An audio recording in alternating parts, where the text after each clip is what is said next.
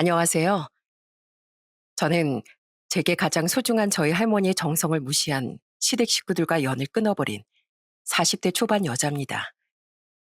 저희 할머니는 저라는 사람 자체를 이 세상에 존재하게 해준 정말 소중한 분이세요. 저희 부모님도 외면한 절 할머니께서 사랑과 정성으로 키워주셨거든요. 그래서 지금도 보고 싶은 할머니를 생각하며 이 사연을 한번 써봅니다. 잘 들어주셨으면 좋겠습니다. 전 어릴 때부터 시골에서 저희 부모님과 할머니와 함께 살았어요. 저희 할머니는 읍내에서 방앗간을 운영하고 계셨습니다. 그런데 부모님과 함께한 제 기억 속에 행복이라는 건 없었어요. 저희 엄만 시장에서 미용실을 운영하고 계셨는데 툭 하면 아빠랑 소리 지르고 싸우셨거든요. 당신 또 미용실에서 손님들하고 화투 쳤지? 장사는 안 하고 맨날 그게 뭐 하는 짓이야? 참나, 내가 당신 때문에 이 시골 촌구석에 사는데 취미생활도 하나 못해? 화투 쳐서 돈 따오면 당신도 좋은 거잖아. 돈을 따는 날보다 잃는 날이 더 많으면서 왜 그래? 당신 요즘에 주부 도박 다니다 뭐다 하면서 여러 사람 집에 모여서 화투 친다는 얘기가 들리더라. 당신 진짜 언제 정신 차릴 거야? 아, 진짜? 아, 당신이 무슨 상관이야? 당신이랑 대화하는 것도 짜증나니까 나한테 말도 걸지 마. 저희 엄만 당시 지인들하고 화투를 치는데 정신이 팔려 있었어요. 한 번은 할머니가 장롱 속에 놔둔 돈이 없어졌다며 엄마한테 화를 내시더군요. 애민 너, 아이, 설마 내가 장롱에 넣어둔 돈까지 가져다가 썼니?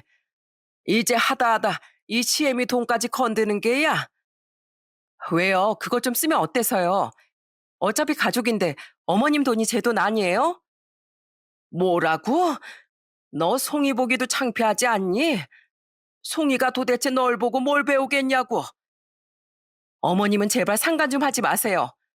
아, 진짜. 아, 이 집안 식구들은 잔소리만 많고 지긋지긋해 죽겠네, 정말.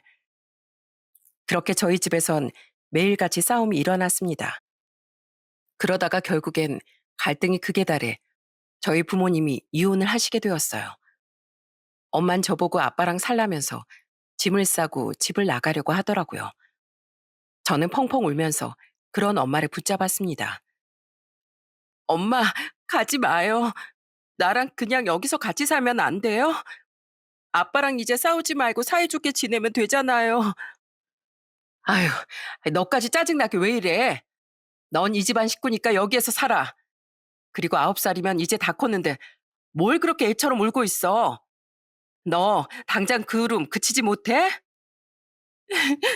앞으로 안 올 테니까 제발 놔두고 가지 마요. 나 엄마랑 같이 살고 싶단 말이에요. 하지만 저희 엄만 매정하게도 울며 불며 매달리는 저를 외면하고 떠나버렸어요. 그리고 그 이후엔 한 번도 저를 찾아오지 않더라고요. 그런데 저희 아빤 엄마랑 이혼하고 나서 허구한 날 술만 먹고 돌아다니고 일도 잘 안 나가는 거예요. 그러다가 결국엔 할머니한테 폭탄 선언까지 하더라고요. 어머니, 저 이제 시골 생활 지겨워 죽겠어요. 저 그냥 서울에 올라가서 취직하고 돈 벌면서 지낼 테니까 송이는 당분간 어머니가 봐주세요. 아빤 그렇게 얘기하고선 서울로 가버렸어요. 그래서 저는 그때부터 할머니와 단둘이 살기 시작했습니다. 처음엔 엄마 아빠 모두가 저를 버렸다는 생각에 너무 서러워서 맨날 울기만 했어요. 그런데 할머니가 그런절 매번 달래주시고 안아주셨답니다. 송이야, 이 할미가 미숫가루 시원하게 타왔으니까 한번 먹어봐라. 이거 마시면 속도 든든하고 달달해서 기분이 좋아질 거야. 할머니 말대로 달달한 미숫가루 먹다 보면 우울했던 마음도 사라지고 기분이 좋아졌어요. 아마 그 미숫가루에 할머니의 사랑이 듬뿍 담겨져 있어서 그랬던 것 같아요. 할머니는 가끔씩 방앗간에서 뽑은 가래떡을 저한테 구워주시기도 했는데 그것도 정말 별미더라고요. 그래서 한 번은 제가 할머니한테 똑같이 해드리고 싶어서 집에 있던 가래떡을 가스레인지에 구웠습니다. 그런데 할머니가 구웠을 때랑은 다르게 제가 하니까 새카맣게 다 타버리고 만 거예요. 제가 너무 속상해서 발만 동동 구르고 있었는데 할머니가 탄내를 맡고 부엌으로 오셨습니다. 아이고, 지금 뭐 하는 거니? 위험하게 왜 불 앞에서 그러고 있어? 할머니, 나도 할머니 간식으로 드시라고 가래떡 좀 맛있게 구워보려고 했는데 솜씨가 없어서 다 타버렸어요. 이거 할머니가 방앗간에서 뽑아온 가래떡인데 아까워서 어떡해요? 에휴, 좀 타면 어때? 겉에 탄 거 좀 벗겨내고 먹으면 되지. 우리 송이가 해준 거니까 이 할미가 맛있게 먹을게.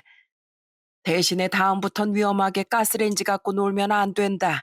알았지? 할머니는 다 타버린 가래떡 표면을 대충 긁어내고 정말 맛있게 드시더군요. 저는 그걸 보고 나중에 꼭 요리 실력을 키워서 할머니한테 맛있는 음식을 해드려야겠다고 생각했어요. 할머니는 저한테 엄마 역할까지 다 해주셨습니다.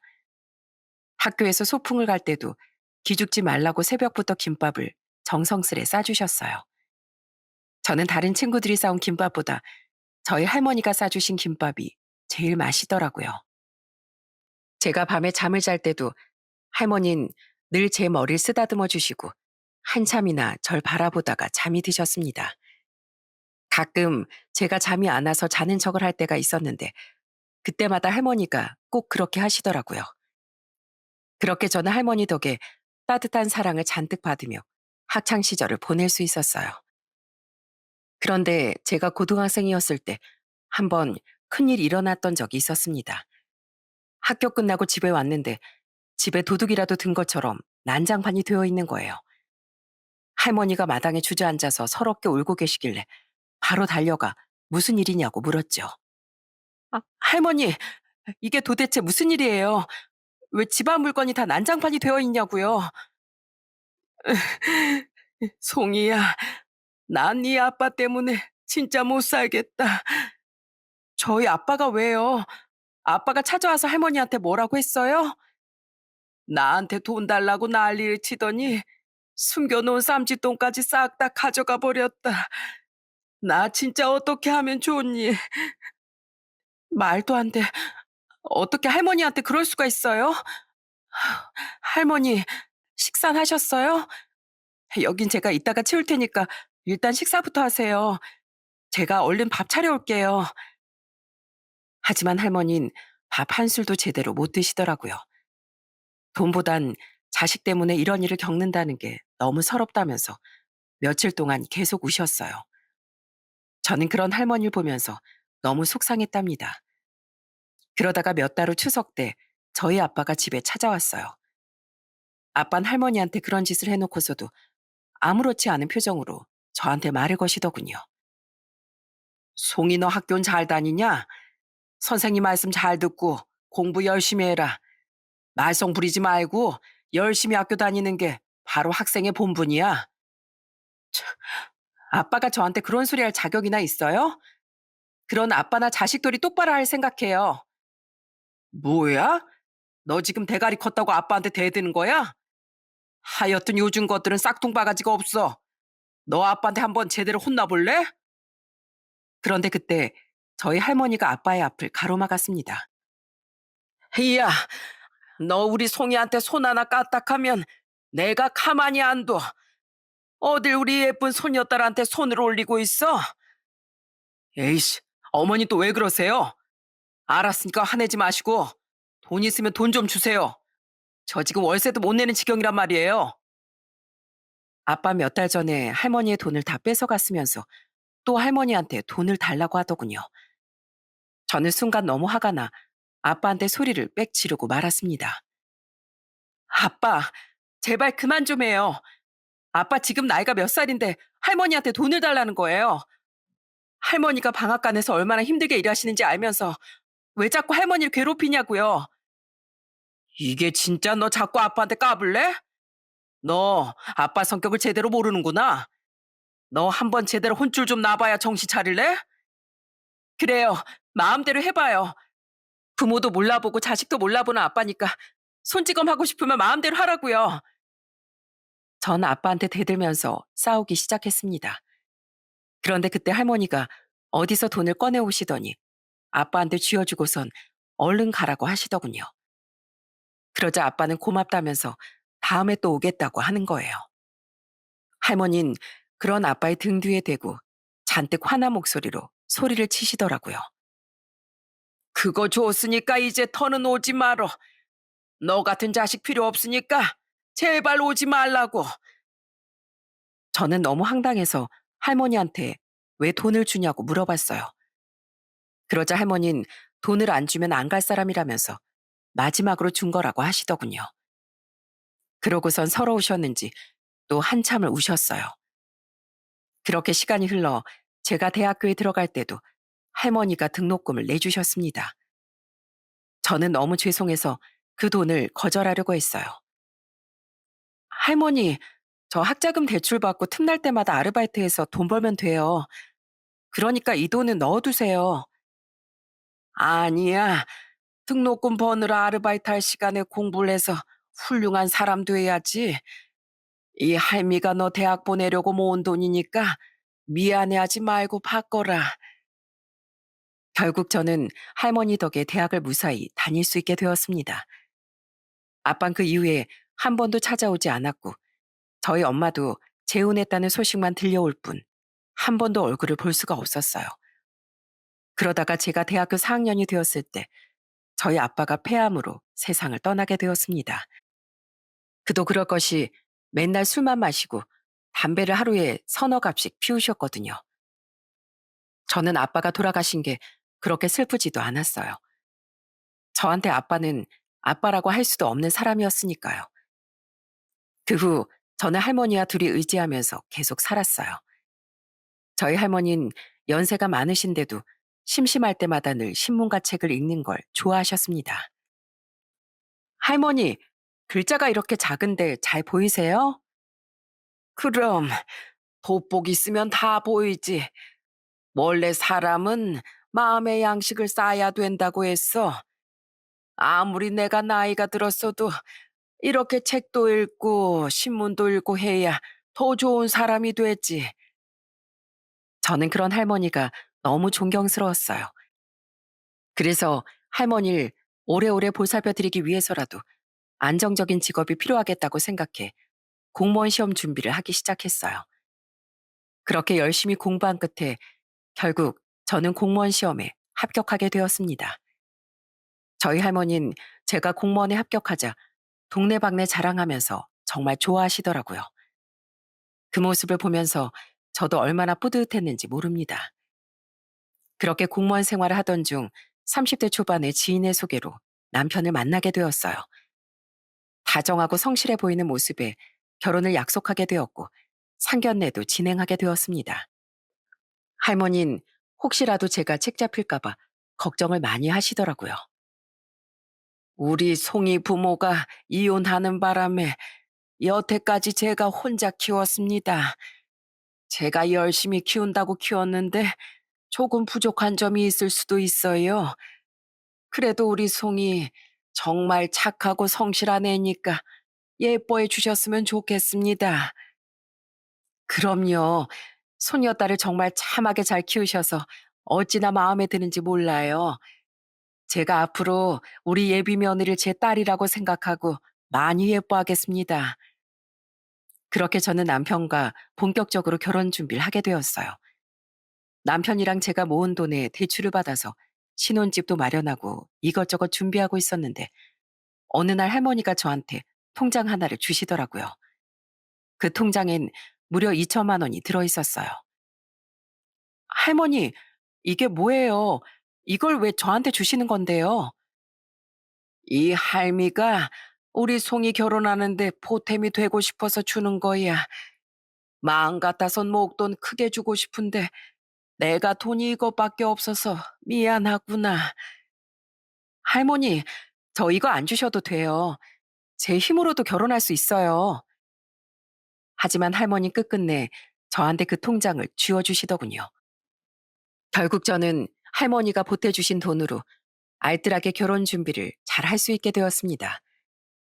그렇게 결혼식을 올리고 나서 한동안 정말 행복했어요. 저희 남편도 할머니한테 정말 잘하더라고요. 할머님, 손녀 사위 왔습니다. 어디 편찮으신 데나 불편하신 데는 없으시고요. 아이고, 뭘 그렇게 바리바리 싸들고 또 왔어? 신혼부부가 둘이서 오붓하게 보낼 생각을 해야지. 이 할머님 혼자 쓸쓸하실까 봐서요. 평일에 내내 혼자 계시는데 주말에라도 저희랑 같이 지내시면 좋잖아요. 남편이 그렇게 저희 할머니를 잘 챙겨드리니까 너무 고맙더라고요. 저희 시댁 식구들도 저한테 정말 잘해주셨어요. 명절 때 제가 시모랑 같이 음식을 하는데 다들 입이 닳도록 저를 칭찬하더라고요. 아유, 역시 할머니 손에 자라서 그런가 음식 솜씨도 좋네. 그러게요. 새언니, 할머니한테서 이것저것 많이 배웠나 봐요. 난 엄마한테 별로 배운 것도 없어서 음식도 하나도 못하는데. 아, 저희 할머니가 어릴 때부터 저한테 맛있는 걸 많이 해주셨는데 제가 옆에서 따라하면서 배웠어요. 그리고 워낙에 저희 할머니 손맛이 장난 아니거든요. 저도 그래서 그 손맛 따라해 보려고 노력 좀 많이 했죠. 저는 부모 형제도 없이 할머니와 단둘이 살아서 그런가 그런 북적북적한 분위기가 너무 좋았어요. 그래서 시댁에도 자주 가고 시댁 식구들한테 잘하려고 노력했습니다. 그렇게 저는 남편과 결혼 생활을 하면서 아들도 2명 낳게 되었어요. 그런데 그렇게 행복한 결혼 생활에도 위기가 찾아오게 되었습니다. 결혼한 지 5년쯤 되었을 때 남편이 다니던 회사가 점점 어려워지다가 결국엔 폐업을 하게 된 거예요. 한순간에 실직자가 된 남편은 다른 회사에 취직하려고 했지만 조건이 맞는 곳이 없다고 하더군요. 여보, 나 그냥 이참에 다른 데 취직하지 말고 장사 한번 해볼까 하는데 어때? 나 사실 예전부터 장사하는 게 꿈이었거든. 어차피 전에 다니던 회사만큼 대우해주는 직장 구하기도 힘든데 이왕이면 장사해서 돈 더 잘 벌면 좋은 거잖아. 결국 남편은 아파트 담보대출까지 받아서 식당을 열게 되었어요. 그런데 이게 무슨 마른 하늘의 날벼락인지 남편이 장사 시작한 지 몇 달 안 됐을 때 여러분들도 다 아시는 마스크 시국이 터지고 말았습니다. 그것 때문에 6인 이상 모임도 금지되고 저녁 9시까지밖에 영업을 할 수 없게 되었어요. 남편은 주로 회식하는 직장인들을 상대로 저녁 장사를 했었는데 그것 때문에 장사가 잘 안 되고 맨날 적자가 나기 시작했습니다. 남편은 맨날 힘들어서 집에서 혼자 술을 마셨어요. 여보, 나 진짜 너무 억울해. 왜 하필이면 내가 장사 시작할 때 이런 일이 터지냐고. 나 인테리어비만 해도 엄청 많이 든 거 당신도 알지? 월세 직원들 인건비에 나갈 돈 천진데 이렇게 영업 제한을 걸어버리면 나 같은 자영업자는 어떻게 살아남느냐 말이야. 아휴, 그러게 말이야. 그런데 이건 우리가 시기를 잘못 타서 그런 거니까 어쩔 수 없잖아. 아깝다고 생각하지 말고 그냥 이참에 장산 접자. 나중에 상황이 좀 괜찮아지고 여유가 좀 생기면 그때 다시 해도 되는 거잖아. 안 돼. 큰맘 먹고 시작했는데 이렇게 빨리 접을 순 없어. 물론 지금은 힘들지만 조금만 기다리면 다시 괜찮아질 거야. 몇 달만 버티면 사람들 다 마스크 안 쓰는 그런 날이 올 거라고. 저는 남편한테 그냥 장사를 접으라고 몇 번이나 설득을 해봤지만 남편은 끝끝내 버티더군요. 장사가 너무 안 돼서 한 달에 적자가 얼마나 많이 났는지 모릅니다. 결국 2년 좀 넘게 버틴 끝에 남편은 어쩔 수 없이 폐업을 하게 되었어요. 가게를 차리느라 투자한 돈은 회수하지도 못하고 순식간에 빚더미에 오르고 말았답니다. 여보, 정말 미안해. 내가 당신 말대로 진작에 고집을 꺾고 장사를 접었어야 하는데. 하지만 남편도 자식들 잘 키우고 집안의 보탬이 되고 싶어서 그랬던 건데 제가 뭐라고 할 수 있겠나요? 그냥 저는 말없이 남편의 등을 토닥여주며 위로할 수밖에 없었죠. 그런데 그때쯤 저희 시모한테서 연락이 왔습니다. 에미야, 너희 이제 어떻게 할 생각이니? 우리 아들 가게가 그렇게 되는 바람에 빚이 한두 푼이 아니라며. 아, 그냥 저도 열심히 일하고 그이도 다른 데 취직해서 열심히 갚을 생각해야죠 뭐. 돈이 어디 하늘에서 떨어지는 것도 아닌데 그 방법밖에 없잖아요. 너 공무원 월급 얼마 되지도 않는데 그걸로 어느 세월에 빚을 갚으려고 그래.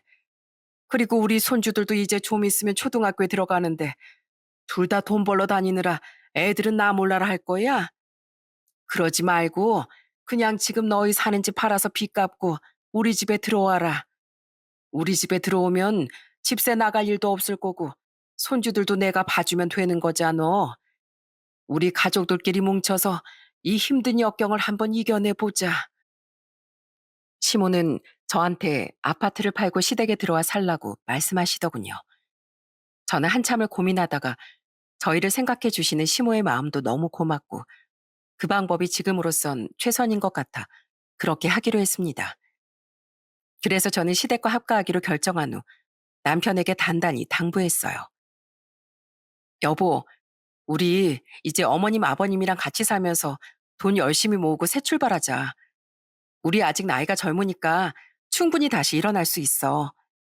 그러니까 당신도 이번엔 조건 같은 거 따지지 말고 월급만 준다고 하면 아무 직장이나 들어가. 그게 우리 가족을 위해서 당신이 할 수 있는 일이야. 알았어, 여보. 이게 다 내가 고집 부려서 이렇게 된 거니까 내가 어떻게든 직장 들어가서 열심히 일할게. 내가 당신 고생만 시켜서 정말 미안해. 그렇게 저희는 살던 아파트를 팔아서 빚을 갚고 시댁에 들어가게 되었습니다. 남편도 다른 회사에 취직해서 일을 하게 되었어요. 그런데 그때부터 저한텐 지옥이 펼쳐지게 되었습니다. 예전엔 주말에만 만나서 잘 몰랐는데 시모랑 같이 사니까 사소한 거에서 마찰이 생기기 시작하는 거예요. 시모는 정말 별것도 아닌 걸로 맨날 저한테만 짜증을 내기 시작했어요. 애미 너, 이 바닥에 머리카락 이게 뭐니? 네가 우리 집에 들어온 이후부터 바닥에 아주 머리카락이 너무 굴러다니잖아. 내가 지저분한 거 딱 싫어하는데 너 때문에 이렇게 스트레스 받아야겠어? 어머, 제가 얼른 청소기 돌리고 치울게요. 제가 머리가 길어서 자꾸 빠지나 봐요. 저는 처음엔 최대한 시모의 심기를 거스르지 않으려고 노력했어요. 그래서 일을 하면서도 집안일도 최대한 열심히 했고 시모의 비위를 맞추려고 노력했죠. 그런데 시모는 제가 뭐가 그렇게 마음에 안 드는 건지 자꾸만 저한테 시비를 걸더라고요. 심지어는 제가 집에서 샤워를 하는 것 가지고도 자꾸 잔소리를 하는 거예요. 아유, 너 내가 샤워 오래 하지 말라고 했지? 이게 아주 지네 집 아니라고 물랑빌하고 앉았네. 아유, 우리 아들처럼 후딱 씻고 나오란 말이야. 어머님, 저 샤워 그렇게 오래 안 했어요. 그리고 어머님도 같은 여자니까 아시잖아요. 화장도 지우고 머리도 감고 하려면 당연히 남자들보단 오래 걸리죠. 그래도 후딱후딱 씻고 나와야지. 여기가 무슨 네 전용 목욕탕인 줄 알아? 그런데 문제는 가끔 오는 시누이들도 저한테 딴지를 걸기 시작했다는 겁니다. 한 번은 주말에 시누이들이 왔는데 냉장고를 열어보더니 이러는 거예요. 뭐야? 이 반찬들 다 엄마가 한 거야? 이야, 우리 엄마 새언니랑 같이 살더니 새언니 뒤치다거리 다 해주나 보네. 새언니, 아무리 직장인이라지만 너무한 거 아니에요? 우리 엄마 좀 작작 부려먹어요. 양심이 없어도 적당히 없어야지. 아가씨, 제가 언제 어머님을 부려먹었다고 그래요. 제가 퇴근하고 집에 와서 집안일 하느라 얼마나 바쁜 줄 알아요? 그리고 그 냉장고에 있는 반찬들 중에서 반은 제가 만든 거거든요. 어쨌든 우리 엄마 덕분에 편하게 살고 있는 거 맞잖아요. 우리 엄마가 며느리 잘못 들이는 바람에 이 나이에 고생이나 하고 이게 뭐예요? 뭐라고요? 제가 무슨 고생을 시켜드린다는 거예요? 지금 어머님 댁에 들어와서 사는 것도 저희 남편 가게 때문인 거 몰라요? 저는 열심히 공무원 생활하고 제가 할 수 있는 일 성실하게 한 것뿐이라고요. 그런데 문제는 예전엔 저한테 미안해하고 고마워하던 남편이 이제는 제가 시댁 식구들이랑 마찰이 있어도 별로 신경도 쓰지 않았다는 겁니다. 그래도 저는 거의 매일 할머니와 통화하면서 많은 위안을 받았답니다. 할머니는 혹시라도 제가 시댁살이 하면서 고생할까봐 걱정을 많이 하시더군요. 송이야, 별일 없니? 시댁에 사느라고 눈치 많이 보이지? 원래 시댁살이가 힘든 거야. 아니에요, 할머니. 저희 시부모님이 저한테 얼마나 잘해주시는데요. 그러니까 걱정하지 마세요. 그래? 그래도 지난번에 상견례 때 보니까 두 분 다 좋은 사람인 것 같더구나. 내가 이번에 떡 좀 지어서 택배로 보냈거든. 그거 너희 시댁 식구들이랑 맛있게 나눠 먹어라. 알았지? 저는 할머니가 걱정하실까봐 일부러 아무 일도 없다고 얘기했어요. 할머니는 제가 시댁 식구들이랑 잘 지냈으면 좋겠다면서 수시로 이것저것 보내주시더라고요. 그래서 저도 할머니를 봐서라도 꾹 참고 버텨야겠다고 생각했습니다. 그런데 어느 날 도저히 버틸 수 없을 만큼 화가 폭발하는 사건이 있었어요. 어느 날 통장을 확인해 봤는데 돈이 비어 있길래 남편을 추궁해 보니 빚을 갚은 후 남은 돈을 경마에 탕진했다는 거예요. 게다가 알고 보니 저 몰래 이미 3개월 전에 회사를 그만뒀더라고요. 저는 남편이 꼬박꼬박 월급도 갖다 주고 아침마다 똑같은 시간에 출근하길래 전혀 몰랐는데 그게 다 남편이 출근하는 척 연기를 한 거였어요.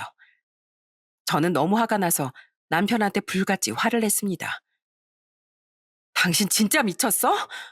회사는 왜 말도 없이 그만뒀는데 우리 여기 들어와서 앞으로 열심히 살기로 약속한 거 기억 안 나? 그런데 왜 다니던 회사를 마음대로 그만두고 경마장에서 죽치고 있냐고. 아이, 그럼 어떡해. 다니던 회사에서 날 노땅 취급하고 사람들이 날 따돌렸단 말이야. 나도 스트레스 받고 힘들어서 어쩔 수 없이 그만둔 거야. 그렇게 힘들었으면 나한테 진작에 얘기를 하고 다른 일자리 알아보면 되잖아. 그런데 어떻게 그 돈을 경마에다가 다 쓸 수가 있어? 당신이 지금 쓴 돈이 우리가 모아둔 돈의 80%도 넘는 거 알아? 아, 그래서 어쩌라고? 그냥 나도 이것저것 돈 벌 방법을 생각해 보다가 누가 경마로 돈 벌었다는 얘기를 듣고 한번 따라해 본 거야. 여태까진 돈 잃었지만 나중엔 또 큰 돈을 딸 수도 있는 거라고. 당신 그걸 말이라고 해? 돈을 벌고 싶으면 성실하게 회사를 다니면 되잖아. 아니면 당신이 능력을 더 키워서 월급 더 많이 주는 회사로 들어가던가. 어떻게 돈 벌자고 경마를 할 생각을 해? 경마도 노름인 거 몰라? 그런데 그때였어요. 팔은 안으로 굽는다고 시모가 저한테 이러더군요. 너 왜 이렇게 유난이야? 빚쟁이들 데리고 와서 먹이고 재우고 했더니 왜 우리 집에서 시끄럽게 구냐고. 너 당장 조용히 하지 못해? 뭐라고요? 빚쟁이들이요? 그 빚을 누가 졌는데요? 다른데 취업도 안 하고 장사한다고 한 것도 이 사람이고요. 마스크 시국 때문에 매달 적자가 어마어마하게 나는데도 끝까지 버틴 것도 이 사람이에요. 전 이 사람 고집 때문에 집까지 팔고 여기 들어와서 사는 거고요. 그런데 어머님은 제가 한 소리 했다고 저한테만 뭐라고 하시는 거예요? 진짜 너무하시네요. 원래 사업하다 보면 빚도 질 수 있고 그런 거지. 마누라가 돼서 그런 것도 하나 이해 못 해줘? 너 내가 먹여주고 재워주는 것만으로도 감사하게 여겨야 돼. 길바닥에 나앉게 생긴 애를 내가 데리고 와줬잖아. 제가 시모랑 큰 소리를 내며 싸우자 저희 애들이 깜짝 놀라서 달려 나오더군요. 할머니, 우리 엄마한테 왜 그래요? 왜 자꾸 소리를 지르냐고요? 아이고, 할머니 목소리가 너무 커서 우리 손주가 깜짝 놀랐구나. 이 할미 너희 엄마랑 싸우는 거 아니야. 그냥 잠깐 얘기 좀 하고 있었어. 시모가 또 손주들은 어찌나 생각하는지 저희 애들이 나오니까 말투가 누그러지더군요. 그런데 더 어이없는 건 뭔 줄 아세요? 이렇게 싸움이 벌어진 와중에도 저희 남편은 스트레스를 받는다면서 혼자 라면에 소주를 먹고 있는 거예요. 저는 너무 화가 나서 집을 박차고 나와버렸습니다. 그러자 등 뒤에서 시아버지가 시모한테 화내는 소리가 들리더군요. 당신 진짜 왜 그래? 아니, 솔직히 용규 저놈이 잘못한 거지. 애미가 잘못한 거 하나도 없구만. 우리 용규 같은 남편 안 버리고 같이 살아주는 것만으로도 감사하게 생각해야지. 솔직히 말해서 우리 며느리 같은 사람이 어디 있어? 참나, 당신은 맨날 며느리 편만 들지? 우리 아들도 어디 가서 빠지지 않는 사람이거든. 그런데 그렇게 잘난 우리 아들이 결혼하자마자 계속 안 좋은 일만 생기잖아. 이게 다 결혼을 잘못 시켜서 그런 거야. 저는 그 소리를 들으면서 너무 기가 막혀서 말도 안 나오더군요. 언제는 저를 딸로 생각해 준다더니 사실은 저를 미워하고 저 때문에 남편이 망한 거라고 생각하고 있었나 봐요. 그런데 문제는 그 뒤에도 계속 남편이 뻔뻔하게 백수 생활을 했다는 겁니다. 맨날 소파에 누워서 과자 부스러기나 흘리면서 먹고 있고 퇴근하고 오면 이른 저녁부터 코 골고 자고 있더라고요. 한 번은 제가 너무 화가 나서 자고 있는 남편을 깨우고선 화를 낸 적도 있었어요. 당신 도대체 언제 정신 차릴 거야? 얼른 직장 구한다며. 대체 언제까지 이렇게 집에서 뒹굴거리면서 놀기만 할 거냐고. 아, 진짜 짜증나게 왜 이래? 취업이 돼야 취업을 하지. 안 불러주는데 어떻게 가냐? 안 불러주는 게 아니라 당신이 취업할 의지가 없는 거겠지. 당신은 우리 애들이 불쌍하지도 않아? 우리 애들 앞으로 키우려면 들어갈 돈이 산더미 같은데 아빠가 돼서 이렇게 한량처럼 있어야겠냐고. 그런데 그때 또 시모가 저한테 와서는 소리를 지르기 시작하더군요. 야, 네가 뭔데 우리 아들 기를 죽여? 나도 우리 아들 키우면서 큰 소리 몇 번 안 내봤어. 그런데 네가 감히 우리 아들 쥐잡듯이 잡어? 너 진짜 이런 식으로 할 거야? 아, 어머님이 이 사람은 제대로 안 혼내서 이렇게 한심한 짓만 골라 사나 보네요. 그렇게 진작에 아들 교육 좀 잘 시키시지 그러셨어요. 자식이 둘이나 있는 애 아빠가 저러고 있는 거 보면 어머님이 먼저 한 소리 하셔야 되는 거 아니에요?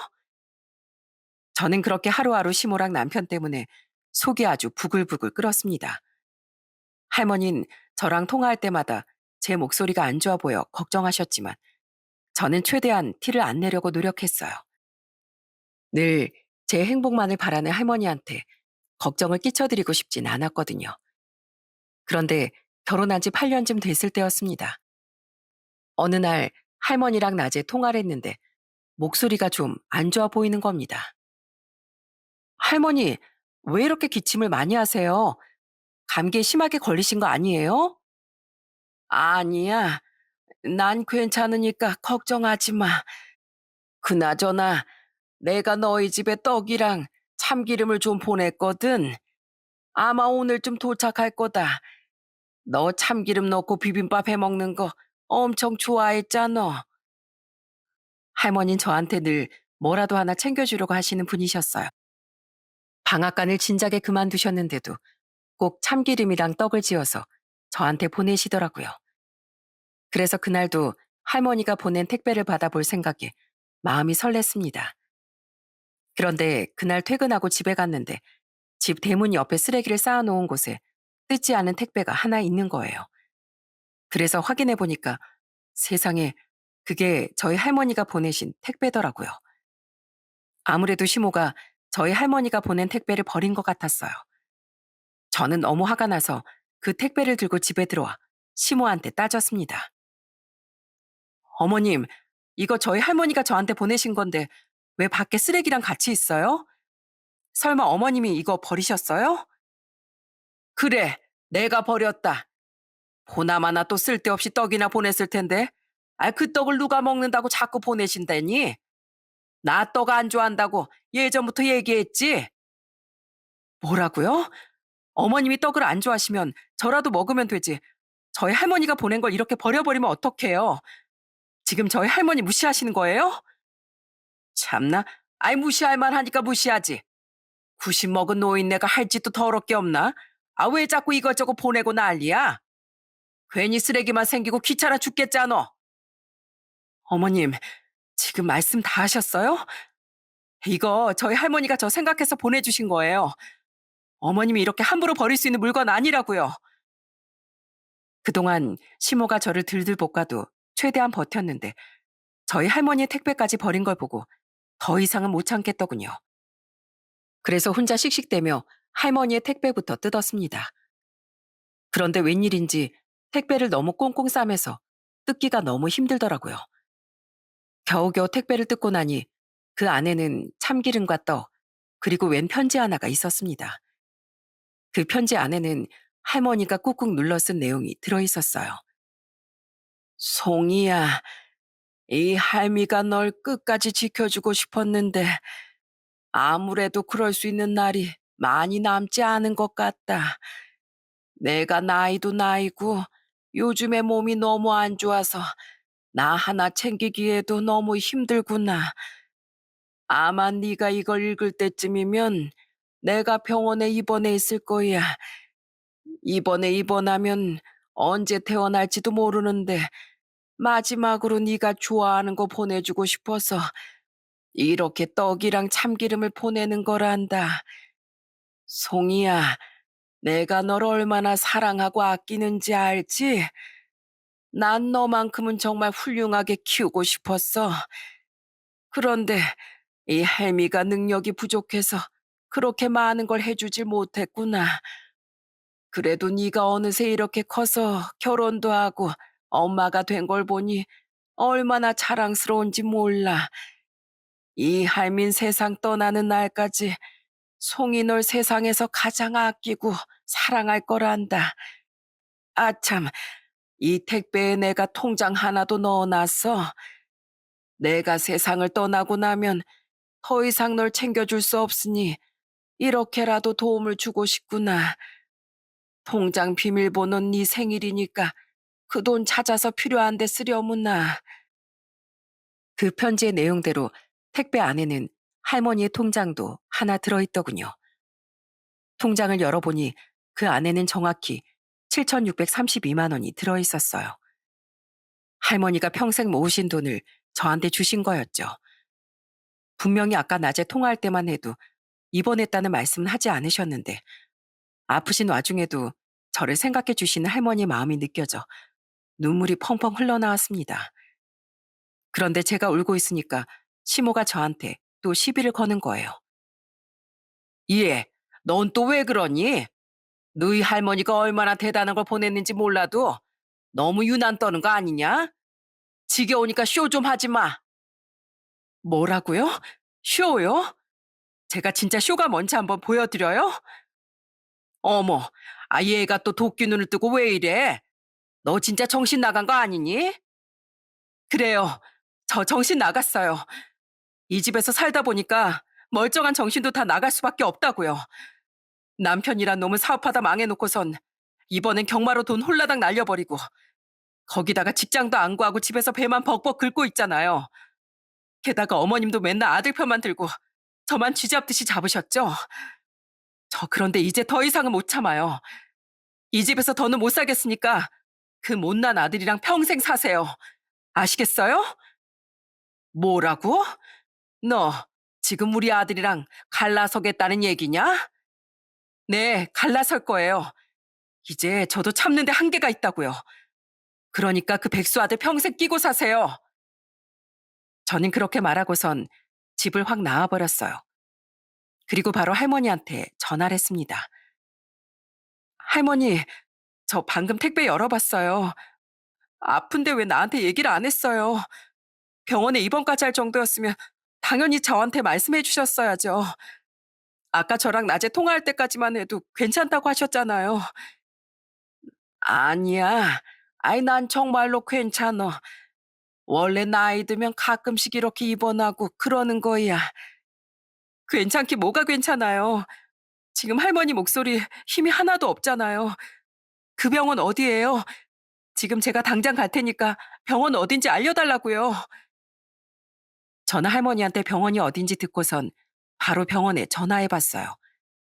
그런데 저녁엔 면회가 금지되어 있어서 다음날 오라고 하더라고요. 마침 다음날이 토요일이라서 저는 하루 자고 다음날 바로 할머니를 찾아갔습니다. 할머니를 직접 뵈니까 통화했을 때보다 더 목소리가 안 좋고 기침도 많이 하시더라고요. 얘기를 들어보니까 할머니가 최근에 기침이 심해지고 각혈까지 하시는 바람에 입원을 하게 되신 거래요. 저는 너무 마음이 아파서 할머니의 손을 붙잡고 눈물을 흘렸습니다.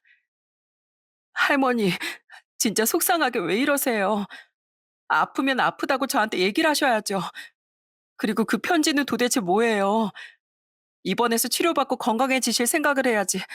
왜 마지막 선물이라는 말씀을 하시냐고요. 저 그 편지 읽고 얼마나 울었는지 아세요? 송이야, 원래 사람 일은 어떻게 될지 아무도 모르는 거잖니. 내 나이가 나이인 만큼 이렇게 아파서 입원하면 다신 돌아올 수 없을지도 모른다는 걸 잘 알고 있단다. 그래서 너한테 그런 편지를 썼던 게야.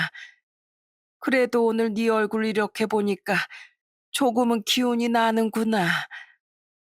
할머니, 오래오래 사셔야지 그런 말씀 하시면 어떡해요. 저 할머니 없으면 안 된단 말이에요. 저희 부모님도 저를 외면하셨을 때 저를 사랑으로 보살펴 주신 게 바로 할머니잖아요. 전 할머니랑 지낼 때가 세상에서 제일 행복했었다고요. 그러니까 기운 내시고 다시 건강해지셔서 저랑 오순도순 행복하게 지내요.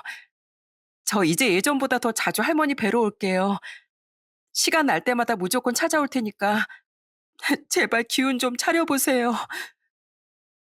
제가 그렇게 울면서 말하자 할머니는 제 머리를 따뜻하게 쓰다듬어 주시더군요.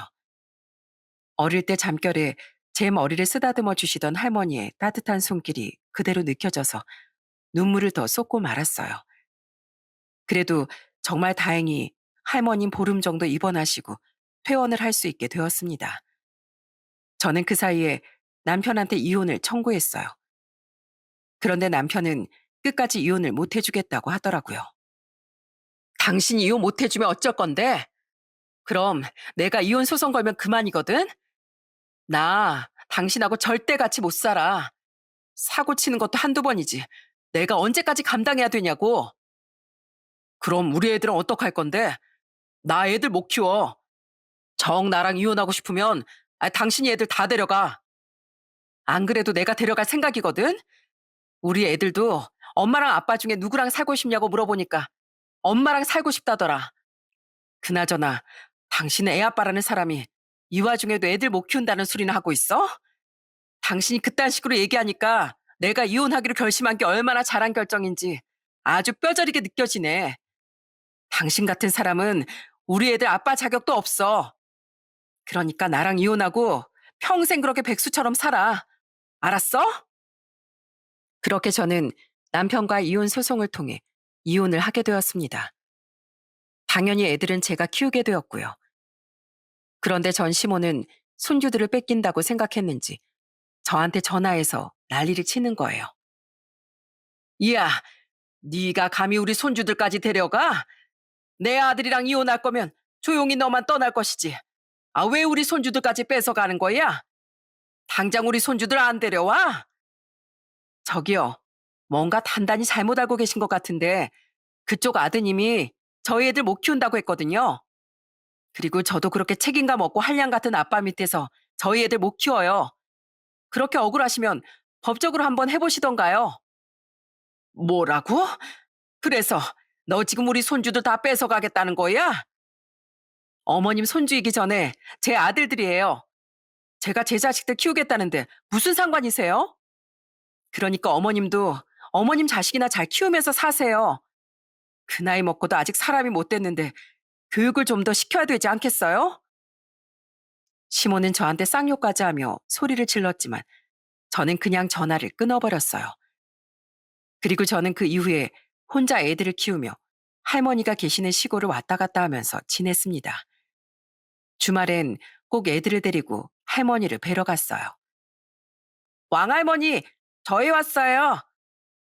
아이고, 우리 예쁜 증손주들 왔구나. 안 그래도 우리 옆집에서 사과 한 봉지를 줬는데 내가 우리 증손주들 주려고 안 먹고 기다리고 있었거든. 이 할미가 금방 깎아다 줄 테니까 조금만 기다려라. 우와, 나 사과 진짜 좋아하는데 역시 우리 왕할머니 최고. 저희 애들은 증조할머니인 저희 할머니를 왕할머니라고 부르면서 정말 잘 따랐어요. 저희 할머니도 저희 애들을 너무 예뻐하셔서 저희 애들을 볼 때마다 얼굴에 웃음이 끊이질 않으셨답니다. 그래서 저는 최대한 시간 날 때마다 애들을 데리고 할머니를 찾아오며 좋은 시간을 많이 보냈어요. 할머니가 연세가 많으셔서 여기저기 다니기 무리였기 때문에 집에서 맛있는 것도 해먹고 팔다리도 주물러 드리면서 지냈습니다. 그렇게 제가 이혼한 지도 어느덧 1년이 지났어요. 스트레스를 주는 시댁 식구들이 없으니 저도 마음이 한결 편하더군요. 저희 애들도 남편을 찾지 않아서 정말 다행이었어요. 그런데 하루는 정말 청천벽력 같은 연락을 받게 되었습니다. 저희 할머니가 급성 폐렴으로 중환자실에 입원을 하셨다는 거예요. 저는 너무 놀라서 바로 병원으로 달려갔는데 할머니가 다 죽어가는 목소리로 겨우 입을 떼고 한마디 하시더군요. 왔어. 할머니는 그 한마디를 끝으로 더 이상 입을 열지 못하셨습니다. 워낙에 연세도 많으시고 노쇠하셔서 말을 할 기운조차 없으셨나 봐요. 저는 그 옆에서 제발 할머니가 건강을 되찾길 바라며 눈물을 펑펑 흘렸습니다. 할머니, 조금만 힘내봐요. 건강하게 오래오래 저랑 있어 주시겠다고 약속하셨잖아요. 하지만 저희 할머니는 몇 시간 버티지 못하시고 92세의 나이에 결국에 돌아가시고 말았어요. 의사가 사망 선고를 하는 걸 들을 땐 하늘이 무너지는 줄 알았답니다. 저는 할머니의 장례식을 치르면서 하늘이 떠나가라 오열을 하고 말았어요. 할머니, 이제 그곳에선 아프지 말고 편히 계세요. 저 앞으로 저희 애들 잘 키우면서 열심히 살게요. 할머니가 절 사랑으로 아껴주시고 보살펴 주신 것처럼 저도 저희 애들한테 훌륭한 엄마가 되도록 노력할 거예요. 할머니가 저한테 보여주신 사랑은 죽는 날까지 잊지 않을게요. 저희 애들도 절 따라서 얼마나 울었는지 모릅니다. 저는 그렇게 세상에서 제일 소중한 할머니를 하늘나라로 떠나보내게 되었답니다. 한동안은 할머니를 더 이상 볼 수 없다는 생각에 너무 힘들었어요. 예전처럼 매일매일 통화도 하고 싶고 애들 데리고 찾아뵙고 싶은데 더 이상은 그럴 수가 없었으니까요. 그래도 저는 할머니한테 열심히 살겠다고 약속했으니 그 말을 지키기 위해 혼자 애들을 키우면서 씩씩하게 지냈습니다. 그렇게 살다 보니 세월이 참 빨리도 지나가 벌써 할머니가 돌아가신 지도 1년이 되었더라고요. 지난 8월 26일이 할머니의 기일이었는데 그때 할머니가 계시는 낙골당에 갔다 왔습니다. 저는 그날 마음속으로 할머니한테 하고 싶었던 얘기를 했어요. 할머니, 저 요즘에 애들 키우면서 정말 열심히 살고 있어요. 저희 애들 이제 학교도 잘 다니고 엄청 씩씩해요. 할머니도 하늘나라에서 저랑 저희 애들 다 지켜보고 계시죠? 할머니랑 오래오래 함께하고 싶었는데 그러지 못해서 너무 아쉬워요. 그래도 할머니가 항상 절 지켜주고 있다는 거 다 알아요. 할머니, 저 할머니가 정말 너무 보고 싶어요. 그러니까 꿈에 한 번만 나타나 주시면 안 돼요? 꿈에서라도 할머니 품에 안기고 싶단 말이에요. 할머니, 제가 세상에서 제일 사랑하는 거 아시죠? 할머니, 정말 고맙고 사랑합니다. 저는 할머니가 제 마음속 얘기를 들으셨을 거라고 생각하며 조용히 눈물을 훔쳤습니다. 이제 더 이상 할머니를 볼 수는 없지만 그래도 제 마음속엔 언제나 할머니가 함께 하신답니다. 그래도 저희 할머니가 계셨기 때문에 제가 그 끔찍한 결혼 생활도 끝낼 수 있었던 것 같아요. 시모가 저희 할머니의 택배를 버리는 그 일이 아니었다면 제가 언제까지 참고 살았을지 모르는 거니까요. 저는 비록 결혼에 실패했지만 실패했다고 생각하진 않을 겁니다. 그로 인해서 더 강해지는 계기가 됐고 저희 애들을 위해 더 열심히 살겠다는 각오를 하게 되었으니까요. 그나마 다행인 건 남편이 양육비를 제때 보내고 있다는 거예요. 아직도 경마에 빠져 사는지 모르겠지만 양육비만 제때 보낸다면 상관하지 않을 생각입니다. 여러분, 저는 요즘도 할머니가 너무 보고 싶어요. 아마 제 사연을 들으시는 분들 중에서도 할머니나 할아버지와 애틋한 추억이 있는 분들이 계실 겁니다. 만약 할머니나 할아버지가 아직 살아계시다면 지금보다 더 잘해드리세요. 언제 저희 곁을 떠나실지 모르니까요. 그리고 손자, 손녀를 사랑으로 키워주시는 모든 할머니, 할아버지들을 진심으로 존경합니다. 오래오래 건강하시고 손주들과 행복한 시간 많이들 보내세요. 그럼 전 이만 제 사연을 마치도록 하겠습니다. 끝까지 들어주셔서 감사합니다.